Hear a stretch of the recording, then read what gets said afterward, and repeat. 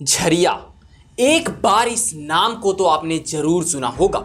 झारखंड विधानसभा चुनाव में देश की कोयले की राजधानी झरिया में इस बार फिर से देवरानी और जेठानी के बीच मुकाबला होने जा रहा है। वैसे तो यहाँ मुकाबला कांग्रेस और भाजपा के बीच होता रहता है, पर इन दोनों पार्टी के प्रत्याशी एक ही घराने से हैं। वह घराना है सिंह मेंशन।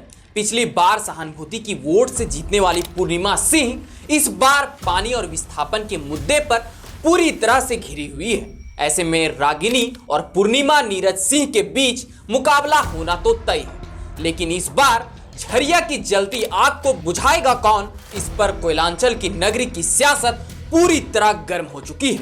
नमस्कार दोस्तों, स्वागत है आज की इस वीडियो में और आप देखना शुरू कर चुके हैं द पंचायत न्यूज की स्पेशल रिपोर्ट सियासी हलचल।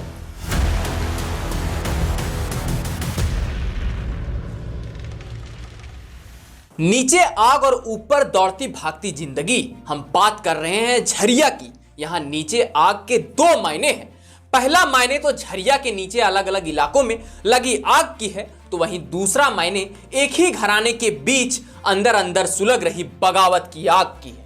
जी हां, हम बात कर रहे हैं झरिया विधानसभा क्षेत्र में 1977 से राज करने वाले उस बड़े घराने की, जिसे सिंह मेंशन के नाम से जाना जाता है, जिसकी धमक धनबाद ही नहीं बल्कि झारखंड से लेकर यूपी के बलिया तक बनी हुई है। सिंह मेंशन और रघुकुल कभी एक ही घराना के थे, लेकिन अदावत के अंदर अंदर सुलग रही आग के कारण इसी घराने के दो फाड़ हुए, रघुकुल और सिंह मेंशन। रघुकुल की बहू पूर्णिमा नीरज सिंह वर्तमान में झरिया की विधायक है।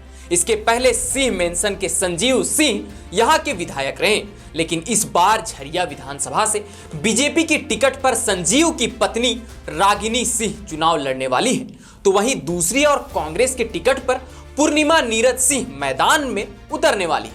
2019 के चुनाव में भी इन्हीं दोनों देवरानी जेठानी के बीच कड़ा मुकाबला हुआ था। इन दोनों के बीच कांटे की टक्कर हुई, जिसमें पूर्णिमा सिंह 79,786 वोटों के साथ जीत गई, जबकि रागिनी सिंह 67,732 वोटों के साथ दूसरे नंबर पर रही थी। बाकी अगर किसी दूसरे दल की बात करें तो इन दोनों के इर्द गिर्द भी नजर नहीं आ रहे थे। इस बार भी यही होने वाला है, लेकिन इस बार झरिया की हवाएं रागिनी सिंह की ओर से करवट लेने वाली है। बीजेपी की रागिनी सिंह इस बार कांग्रेस की पूर्णिमा सिंह पर भारी पड़ने वाली है। ऐसा इसलिए क्योंकि पिछली बार नीरज सिंह की हत्या के बाद सहानुभूति वोट पूर्णिमा नीरज सिंह को मिला था, जिस वजह से वह चुनाव जीत गई, पर झरिया के लोगों को पानी और विस्थापन के मुद्दे को दूर करने में असफल रही। वह अपने वादे को पूरा नहीं कर पाई। उन्होंने वादा किया था कि झरिया के लोगों को पानी और विस्थापन की समस्या से दूर करेंगे, पर यह वादा अब तक पूरा नहीं हो पाया। इस वादे को पूरा ना करने का जनता पर क्या प्रभाव पड़ा, इसकी झलक इसी लोकसभा चुनाव में देखने को भी मिल गई। लोकसभा चुनाव 2024 में धनबाद संसदीय क्षेत्र के झरिया विधानसभा सीट से भाजपा प्रत्याशी को करीबन 38,000 वोटों से बढ़त मिली। झरिया विधानसभा क्षेत्र से भाजपा प्रत्याशी ढुल्लू महतो को 96,028 वोट मिले, जबकि कांग्रेस प्रत्याशी अनुपमा सिंह को आधे से थोड़ा ज्यादा 58,870 वोट ही मिले। इन परिणामों को देखकर यह तो लगता है कि इस बार जनता बदलाव के मूड में आ चुकी है,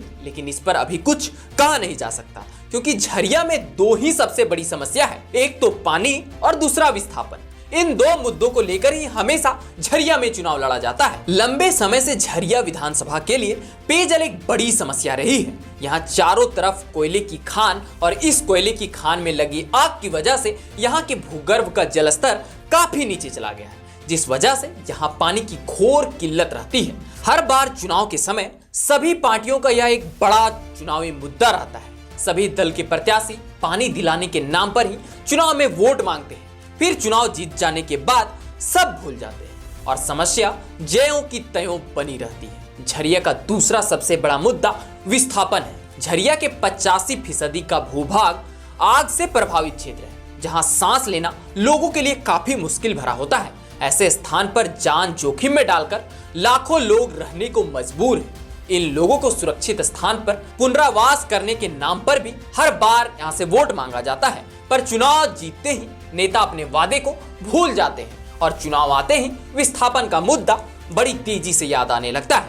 लेकिन यहाँ विधायक बनाने का काम मजदूर संघ के द्वारा किया जाता है। कोयला राजधानी होने की वजह से झरिया के ज्यादातर वोटर मजदूर हैं और इन्हीं मजदूरों के दम पर झरिया में राजनीति की जाती है। ऐसे तो झरिया के अलग अलग कोयला खदानों में कई यूनियन के लोग एक्टिव हैं, पर इसमें जनता मजदूर संघ का दबदबा सबसे ज्यादा है। जनता मजदूर संघ की स्थापना सूर्यदेव सिंह के समय की गई थी। इससे पहले मासस और भाकपा माले की यूनियन का वर्चस्व कोयला क्षेत्र में काफी था। फिर समय बदला और ज्यादातर मजदूर सूर्यदेव सिंह के यूनियन जनता मजदूर संघ से जुड़ते गए। यही मजदूर यूनियन सिंह मेंसन परिवार को हर बार विधायक बनाते रहे, मगर मौजूदा समय में जनता मजदूर संघ दो फाड़ में बटा हुआ है। ऐसा इसलिए क्योंकि सूर्यदेव सिंह की मौत के बाद उनके भाई बच्चा सिंह ने एक नया यूनियन बनाया जिसका नाम भी जनता मजदूर संघ बच्चा गुट रखा। इस यूनियन में वही मजदूर थे जो पहले सूर्यदेव सिंह के यूनियन में थे। फिर सूर्यदेव सिंह के बने यूनियन को उनकी पत्नी कुंती सिंह ने अपने नाम से जोड़कर अलग कर लिया। इसके बाद से यह संगठन जनता मजदूर संघ कुंती गुट के नाम से जाना जाने लगा और इसी यूनियन से जुड़े मजदूर चुनाव की दशा और दिशा को तय करने में अहम भूमिका निभाते हैं। जनता मजदूर संघ कुंती के दम पर ही वर्ष 2014 के विधानसभा चुनाव में भाजपा प्रत्याशी कुंती देवी के पुत्र संजीव सिंह ने चुनावी मैदान में कांग्रेस प्रत्याशी नीरज सिंह को 34,000 से अधिक वोटों से हराया था। बाद में नीरज सिंह की हत्या कर दी गई, जिसका आरोप संजीव सिंह पर लगा और वे विधायक रहते हुए ही जेल चले गए। इसके बाद इस विधानसभा सीट पर इन्हीं दोनों की पत्नियां चुनावी मैदान में हैं। लेकिन अब 2024 के चुनाव में जनता किसे अपना विधायक बनाएगी यह चुनाव के बाद ही पता चल पाएगा। लेकिन इससे पहले आप क्या सोचते हैं, झरिया का अगला विधायक कौन हो सकता है? इसे आप हमें कमेंट में जरूर बताएं। और यह वीडियो अगर आपको इन्फॉर्मेटिव लगे तो अपने दोस्तों के साथ शेयर करना ना भूलें और साथ ही साथ हमारे इस यूट्यूब चैनल को सब्सक्राइब भी जरूर कर लें। तो चलिए मिलते हैं अगले इसी प्रकार के कुछ और वीडियो के साथ। तब तक के लिए आप सबों को जोहार।